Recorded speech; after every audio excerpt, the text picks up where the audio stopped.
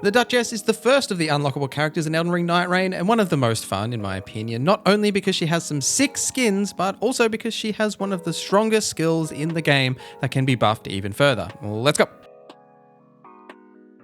So how you unlock the Duchess is actually quite simple. All you need to do is complete the Tricephalles expedition, which is the very first one. You just need to beat it once. At the very end of that event, you'll get an item called the Old Pocket Watch. You just need to take this to the priestess at the round table. I won't spoil what happens, but at the very end of that whole shenanigan cutscene, you'll have the Duchess unlocked and you'll be able to play her from there on.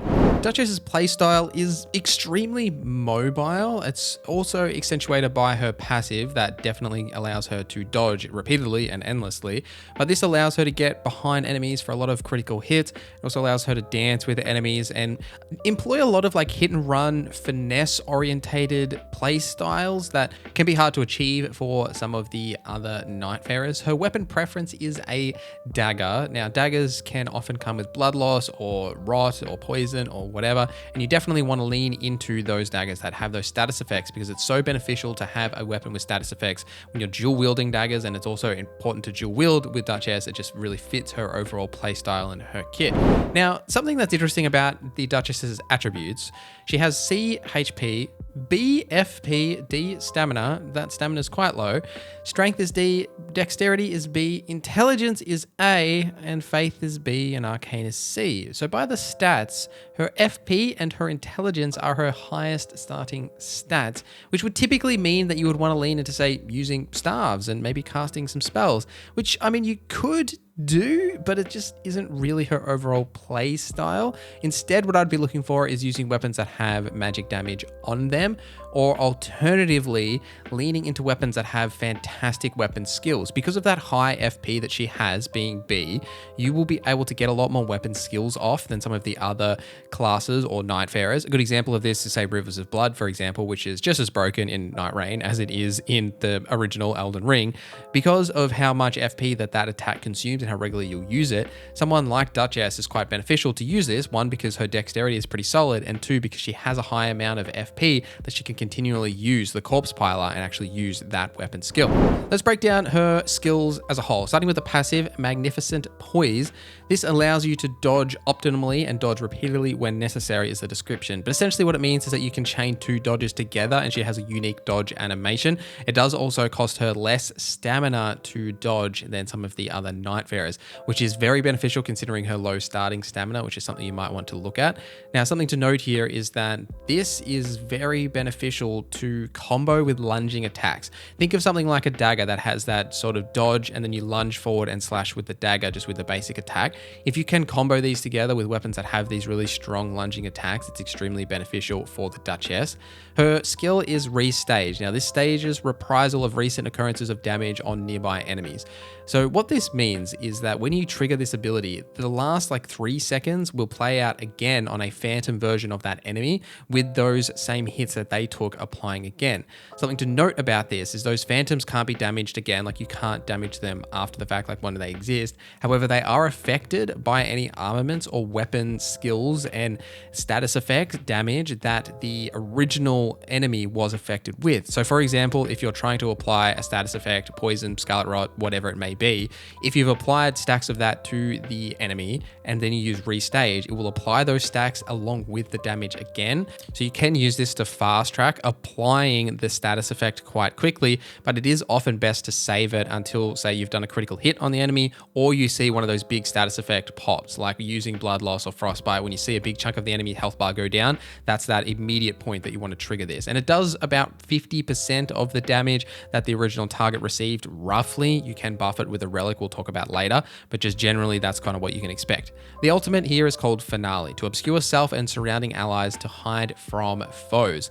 What this essentially does is it drops all aggro from most enemies. Enemies will lose track of you and just like wander aimlessly, and you can essentially just like wander around. Now, this is really beneficial to use to revive your allies in some boss fights or just when you're out in the world and say, maybe you just want to sprint past some enemies. It can be beneficial there as well. But something to note is that you're not immune to damage even though you're invisible. So if you are inside an AoE attack or an enemy is just swinging in your general direction, you can still take that damage, but you can heal freely while you're invisible. Healing does not break the stealth, which is great to allow you to give those moments of quiet when you can heal up and sort of reset yourself. However, it will break if, say, you attack an enemy or you get hit by an enemy. The finale will actually end.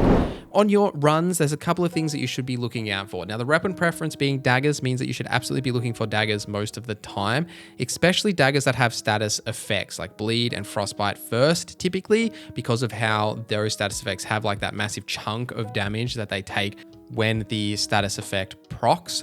So because of those big chunks of damage, that is a really great time to use restage. So that's why they're really beneficial. But poison and rot, anything like that is still really good for Duchess. And there's also a lot of relics that can help increase those damage with those effects. And same with the passives that you find on weapons. Generally though, I would definitely run daggers until you find, or in some cases you won't, but unless you find, say, a Rivers of Blood or a really powerful weapon that has a great weapon skill, or it's just something you can't turn down, which does happen sometimes. And it's actually really part of the flexibility of Duchess's kit because, you know, she's got a solid dexterity, a solid intelligence, a solid faith, a solid arcane that you can switch between these weapons if, say, you find one of these finesse katanas, thrusting swords, that sort of weapon categories that, you know, you find one that you like, you get a legendary weapon or something, you can easily use these and you've got that high amount of FP, so you can regularly use those weapon skills and lean into them for your builds.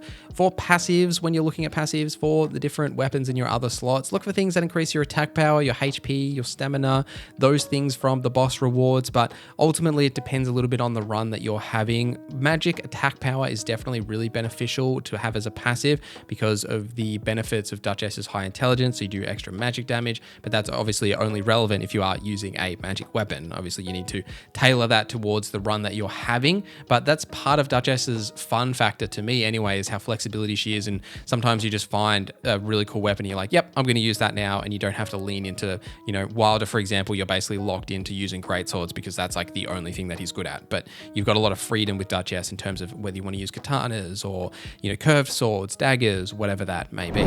Completing Duchess's Remembrance is hugely important to make her one of the better Nightfarers, as it further buffs her damage dealing and status applying capabilities, but also her final Remembrance relic adds vigor and continuous HP regen, but we'll cover that in a second. Until you get through the Duchess's Remembrance, one of her better relics you can run is purchasable via the Jar Vendor. Once you've beaten a few Night Lords, his stock will update and you'll be able to buy some epic quality relics, and the one that you can buy, the Grand Tranquil Scene, gives the Duchess improved character skill attack power. So this increases the attack power of Restage by about like 8-10%, something like that. Something to note is that you can find this on relics that you find, you know, at the end of your run.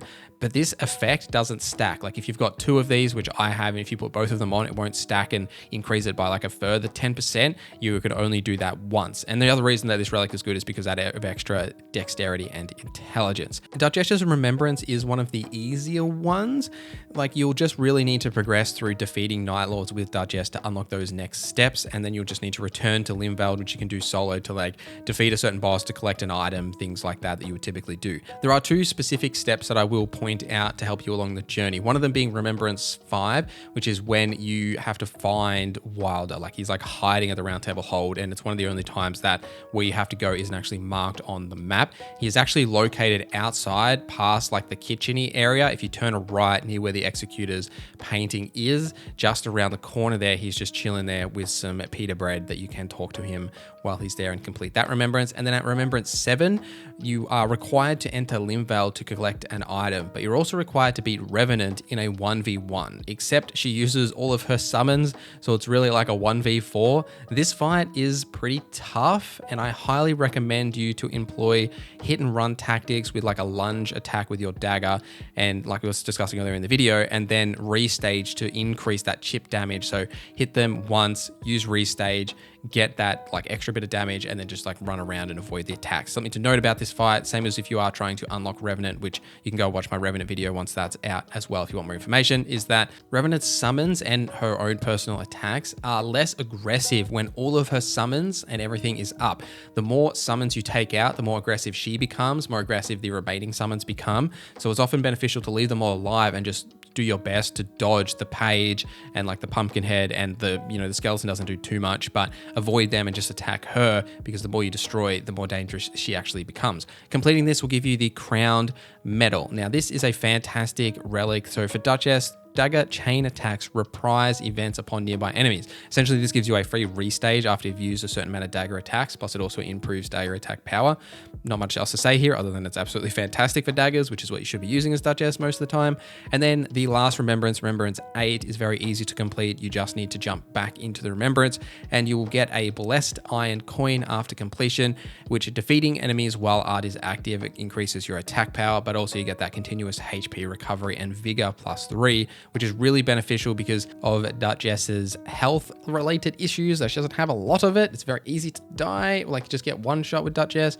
So that definitely helps with that extra Vigor and the HP regen. Now, you may have noticed that all of the relics we have discussed are green. There is actually a only green relic urn that you can get from the jar vendor. You will need to defeat, I think it's about 6 Night Lords in order to unlock this item. Let me know in the comments if it's less, but I believe this showed for me when I had defeated 6, but I may have actually just forgotten to check earlier. But once you've got this item, you'll be able to equip all the 3 relics that we've discussed. But until that point, you could use the chalice that you get for doing the remembrances because it has that free white slot. But also when you're just like looking at your relics, look for things that increase your dexterity, your critical hit bonuses, HP, stamina improvements, those sort of things, as well as obviously anything dagger related. Absolutely beneficial for the Duchess. A couple of tips for the Duchess to close us out: weave your dodges with lunging attacks. You will be surprised at how beneficial using lunging attacks are and weaving in your dodges. Hit and run tactics, like we talked about with Revenant, absolutely beneficial to use on bosses and enemies in general. She is really not a face tanking character, and you want to try and get behind enemies, do those critical hits and avoid damage as much as possible. That's why she's often good to combo with characters like a Raider or a Guardian that can tank the damage for her and really get the focus of the enemy. Then she can attack from behind for those critical hits and just really focus on applying status effects and then dodging all of the projectile damage that really comes her way. She's really not a frontline like damage dealer that should be tanking damage in any particular way. Really, it's a finesse orientated character that is quite a fun playstyle if you can master it, but definitely has a higher skill cap because of how much damage she can take and very easily get one shot in the early stages of expeditions, which has absolutely happened to me numerous times. But I'll link another Nightfarer guide here for you to go watch if you want to learn more about the Nightfarers. But thank you guys for watching this video till the end. Thank you to our members for supporting the channel. My name is Norza, and I hope you have a great day.